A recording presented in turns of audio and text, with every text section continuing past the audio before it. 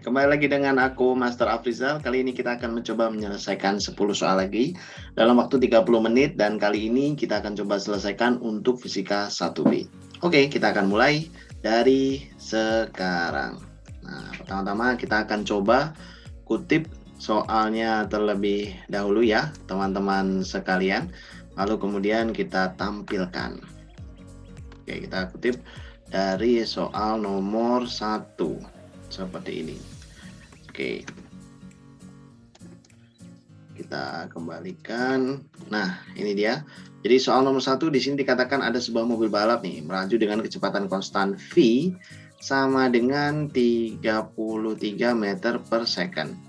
Nah, setelah terpisah sejauh 2,5 km atau berarti kita sebut sebagai S gitu ya, 2.500 meter, mobil balap kedua mulai bergerak dari keadaan diam dengan percepatan konstan. Tentu kan percepatannya harus diberikan agar kedua mobil dapat berpapasan untuk pertama kali. Nah, berarti ilustrasinya akan jadi seperti ini. Nah, misalkan kita punya garis start, terus kemudian mobil ke-1 itu sudah bergerak ya dengan kecepatan konstan 33 meter per second. Nah, mobil kedua baru mau mulai start dari sebelah sini dengan kecepatan startnya V0-nya sama dengan 0 gitu ya, tapi percepatannya konstan. Jadi A-nya itu lebih besar daripada 0. Terus kemudian dia A-nya merupakan suatu bilangan real. Nah, berarti kita harus mengconsider beberapa aspek di sini. Yang pertama adalah jaraknya, sehingga nanti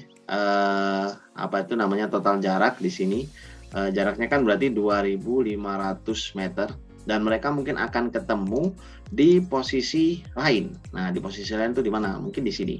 Jadi setelah mobil A menempuh jarak sekian lagi untuk sekian T waktu lagi, nah, maka mereka akan ketemu. Berarti di sini variabel apa Kak yang sama? Variabel yang sama adalah waktu. Waktu mana? Waktu yang digunakan untuk mobil 1 menempuh ini T1 harus sama kayak waktu yang digunakan juga untuk menempuh dari sini sampai sini. Ini juga harus sama kayak T1. Nah, gitu. T1 sama dengan T2.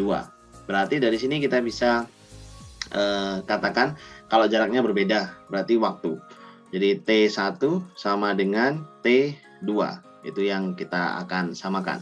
T1 berarti itu kan kalau menurut hukum fisika klasik karena kecepatannya konstan itu adalah kecepatan dibagi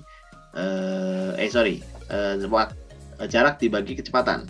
Berarti ini kita katakan jaraknya itu sebagai X gitu ya. Nah, itu X more, jadi jaraknya X seperti itu dibagi dengan kecepatan 33. Nah, ini harus sama dengan T2. T2 ini gimana Kak? Nah, kan tadi bergerak dengan kecepatan konstan ya. Kalau dia bergerak dengan kecepatan konstan, maka S sama dengan V0T gitu ya, ditambah dengan setengah AT kuadrat. Tetapi V0T-nya 0. Kenapa V0-nya 0? Gitu ya, berarti tinggal setengah AT kuadrat. Berarti si T ini itu bakalan sama dengan akar ya pastinya 2 kali S dibagi A. Nah, gitu. Jadi akar daripada 2 kali jarak dibagi A. Dan jaraknya ini, nah A-nya kan tadi sudah ada nilainya, tadi percepatannya, belum ada ya. A-nya juga belum ada. Tapi nilai X-nya ini sama nih. Jadi S-nya tadi berarti 2,5 km. Terus kemudian X gitu ya, X dibagi 33 sama dengan akar dari 2 kali 2.500 ditambah X seperti ini, terus kemudian dibagi dengan A. Nah, di sini kita menemui satu situasi yang lumayan rumit. Mengapa kok satu situasi tersebut lumayan rumit? Karena kita punya satu persamaan saja dengan 2 variabel yang tidak diketahui. Nah, jadi di sini karena kita mempunyai 2 buah persamaan, 2 buah variabel di mana kita hanya punya satu persamaan, maka kita bisa menggunakan asumsi saja. Nah, asumsi let's say misalkan diinginkan bahwa dia bisa ketemu untuk jarak 1 kilometer lagi atau secepatnya gitu ya. Misalkan X-nya let's say kita asumsikan 1 kilometer atau 1000 meter atau 1000 meter seperti ini aja. Ini masih logis gitu ya untuk mendapatkan kondisi yang seperti itu. Berarti kita katakan 1000 seperti ini kuadrat dibagi dengan 33 kuadrat itu sama dengan 2500 tambah 1000, 3500 kali 2, 7000. 7000 dibagi dengan A. Nah, berarti kita baru dari sini kita bisa ketemu nilai dari A, yaitu A, percepatan yang harus diperlukan itu adalah 7000, 7 kali 10 pangkat 3, dibagi 10 pangkat 6, dikalikan 33 kuadrat. Nah, soal seperti ini sebenarnya mempunyai karakteristik ya, di mana kita memang harus menentukan salah satu variabel yang diketahui, karena untuk satu persamaan harus hanya ada satu variabel yang ingin diketahui, tidak boleh ada dua, karena kalau sampai ada dua maka tidak bisa diselesaikan. Oke, itu tadi penyelesaian untuk soal nomor 1. Kita lanjut ke soal nomor 2. Nah, ini adalah soal nomor 2. Kita coba capture terlebih dahulu. Oke, sebentar. Nah, ini kita capture soal nomor 2. Nah, sebenarnya soal nomor 2 ini membahas tentang gerak parabolik. Nah, sebuah peluru ditembakkan dari senapan berada sejauh 91,4 di depannya, seperti tampak pada gambar. Jika diketahui bahwa senapan mampu menembak dengan kecepatan awal V0 sama dengan 400 meter per second dan menempuh lintasan parabolik sempurna setelah T range-nya sama dengan 0,05 detik. Terus kemudian jarak range-nya itu sama dengan 91,4 meter. Diharapkan agar peluru tepat mengenai itu. Tentukan besar sudut rilis. Nah, kita gampang aja nih di sini bahwa R itu sama dengan V0 cos theta dikalikan TR. Dan dari sini berarti cos theta itu sama dengan R dibagi dengan V0 dikalikan dengan TR, atau berarti sama dengan range-nya tadi 91,4 dibagi dengan 400 dikali 0,05. Nah, hasilnya sama dengan sekian. Baru deh setelah ketemu hasilnya sekian, berarti theta adalah cos inverse dari ungkapan tadi. Cos inverse dari 91,4 dibagi dengan 400 dikali 0,05. Nah, dan tentu saja teman-teman Sobat Master bisa menghitung dengan menggunakan kalkulator. Itu tadi jawaban untuk soal nomor 2. Sepertinya masih lumayan mudah. Kita lanjut ke soal berikutnya, yaitu soal nomor 3. Nah, ini soal nomor 3. Nah, soal nomor 3 membahas tentang apakah? Soal nomor 3 ini sepertinya kita diberikan kondisi perahu. Sebuah perahu bergerak menggunakan mesin, mampu menghasilkan gaya dorong 1200 ke barat, 800 ke timur. Oke, berarti kalau misalkan kita gambarkan dalam pribadi diagram, kita bisa tahu kalau misalkan ada dua gaya nih yang sedikit timpang. Nah, 1200 Newton ke barat, 800 Newton ke timur, 800 Newton. Terus kemudian diketahui massa perahu 100 kg ya. Nah, jadi massa perahu M itu sama dengan 100 kg. Nah, 100 kg. Pertanyaannya adalah jika permukaan air dapat menghasilkan hambatan 300 ke arah timur. Oke, kita gambarkan permukaan air menghasilkan 300 hambatan. Ya, relatif kecil di sini 300 Newton. Tentukan ke arah mana perahu akan bergerak, nyatakan dalam theta. Nah, di sini kita tahu bahwa resultannya pasti hanya di sumbu X, jadi tetanya pasti 0 dan pilihannya pasti ke arah timur atau ke arah barat saja. 1200 dikurangi 1100 ya, ternyata lebih besar ke arah barat dan nilai besarnya adalah sebesar 100 Newton. Nah, jadi kita kalau ditanya tentukan ke arah mana perahu akan bergerak, ya pasti hanya ke arah barat, dan percepatannya pun bisa loh kita hitung. Kalau kita ingin menghitung percepatannya, berarti sama dengan gaya dibagi massa sama dengan 100 dibagi 100 sama dengan 1 meter per second kuadrat. Ini percepatannya dan arahnya ke arah barat. Oke, itu tadi jawaban soal nomor 3. Nah, sekarang kita lanjutkan ya ke soal berikutnya. Soal nomor 4 sepertinya ini melibatkan gambar lagi.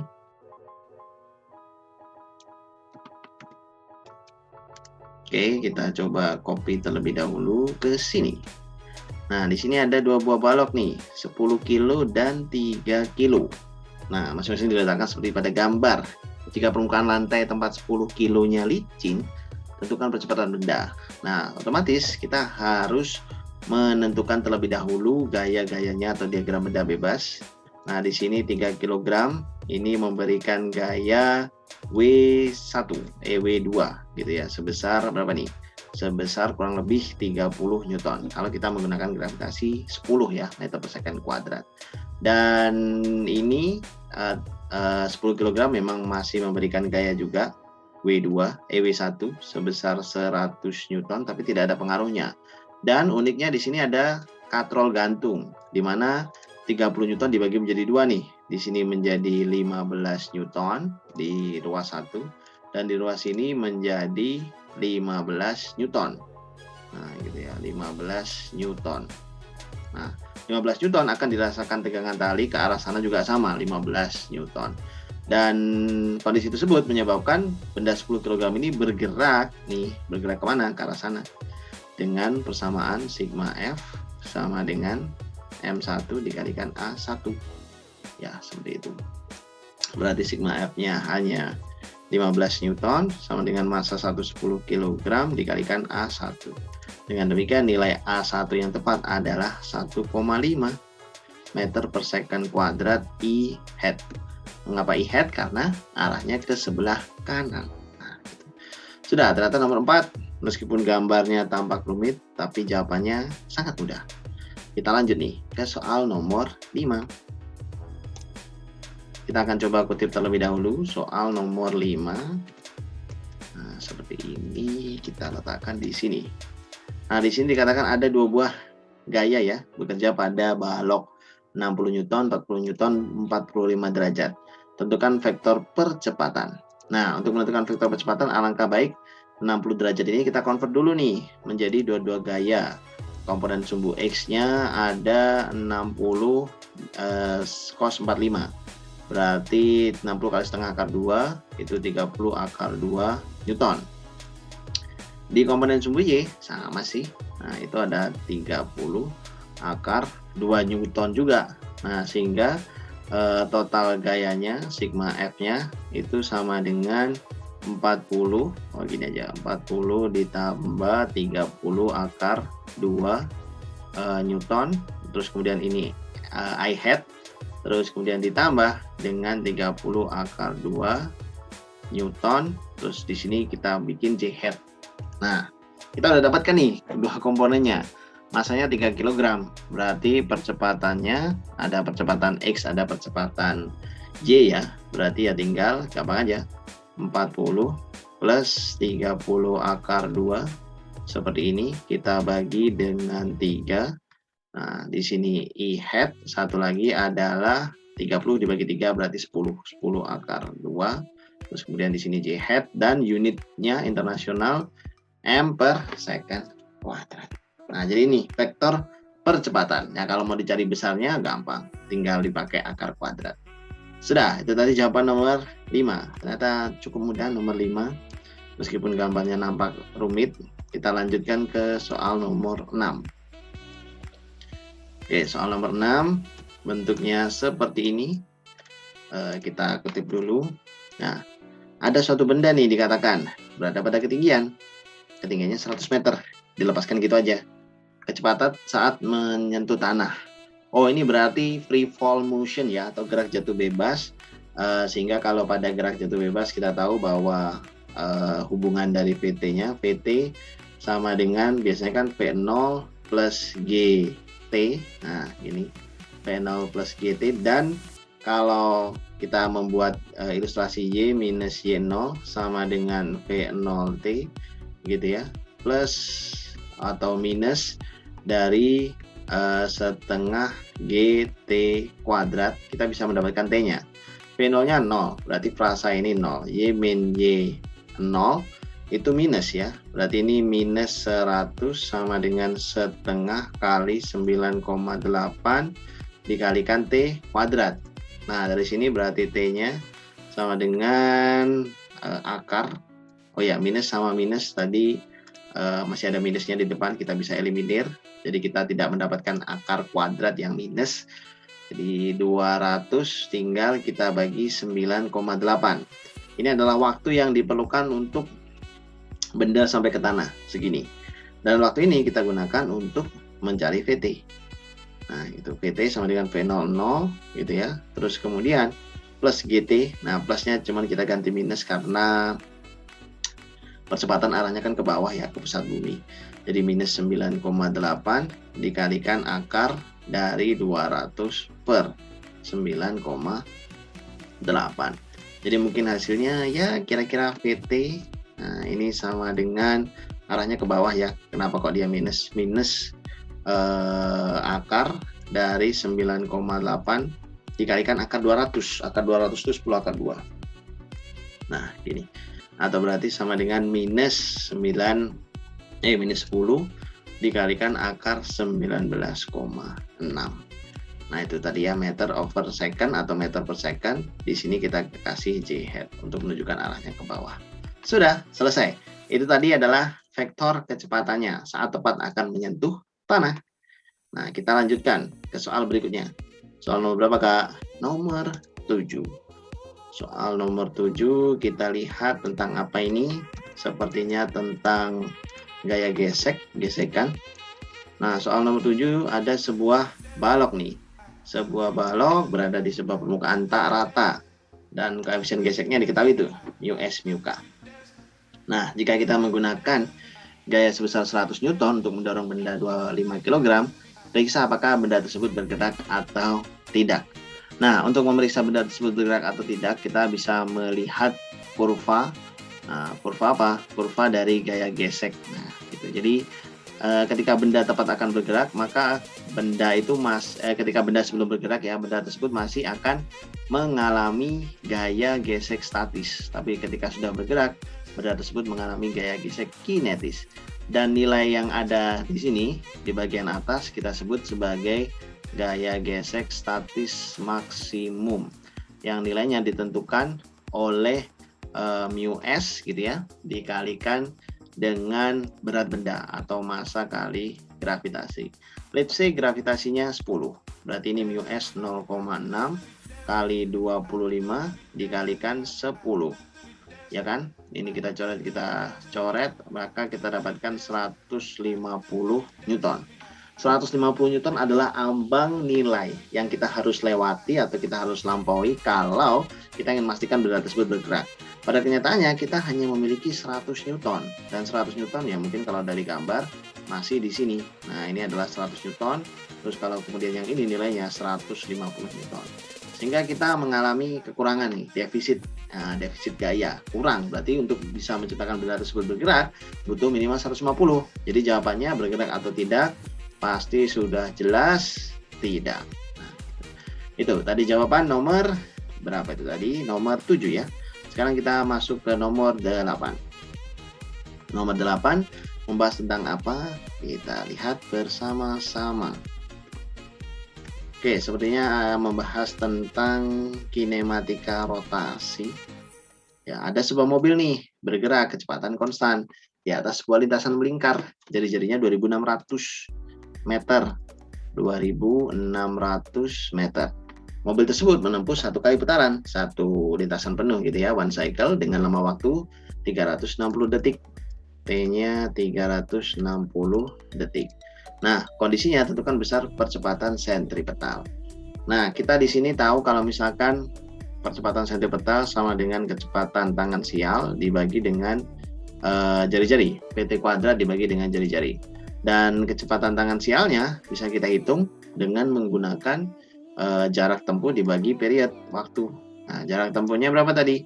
Jarak tempuhnya adalah 2600. Ya, gini 2600 meter dibagi dengan waktunya 360 detik. Nah, atau kita coret. kita bagi 2 gitu ya, dan nanti mungkin akan ketemu berapa nih, sekitar 130 dibagi dengan 18 meter per second. Nah lalu ya sudah deh ketemu, maka kecepatan tangan sialnya kecepatan sentripetalnya berdasarkan tangan sialnya tadi adalah 130 per 18 kuadrat kita bagi dengan jari-jarinya, yaitu 2600. Nah tonton bisa hitung, nanti ketemulah hasilnya sekian meter per detik. Nah ini adalah kecepatan sentripetalnya. Oke, kita lanjut ya ke nomor 9. Kita hampir mencapai penyelesaian. Nah, kita hampir mencapai finish. Nomor 9. Oke, ini mungkin sedikit berbeda, tapi tidak apa-apa. Kita coba lihat. Membahas tentang apa nomor 9 ini? Dikatakan sebuah benda bergerak menaiki bidang miring ya, tetanya 30. Kecepatan konstan 10 meter per detik. Oke, kita bisa gambarkan ilustrasi mungkin seperti ini. Nah, terus si benda itu mungkin ada di bawah, terus bergerak ke atas dengan kecepatan 10 meter per detik. Terus ini sudutnya kayak tadi ya, 30 derajat. Sudutnya 30 derajat. Koefisien gesek kinetik 0,3. Diasumsikan benda bergerak dari dasar bidang miring. Tentukan ketinggian benda tersebut saat ini. Nah, gitu. Let's say berarti benda tersebut akan berhenti setelah menempuh panjang lintasan tertentu. Nah, misalkan panjang lintasan tertentunya kita katakan segini. Jadi di titik P dia berhenti. Panjang lintasannya adalah H. Nah, gitu. Dan ini berarti di titik P ini sekarang dia mempunyai ketinggian. Nah, ketinggiannya berarti sekitar H sin 30. H sin 30 berarti setengah H di sini. Nah, gitu. Oke. Lalu kita bisa menggunakan apa? Kita bisa menggunakan energi gitu ya. Karena ini bendanya tidak berotasi, berarti translasi semua. Energi kinetik sama dengan energi kinetik itu akan dikonvert menjadi usaha non konservatif.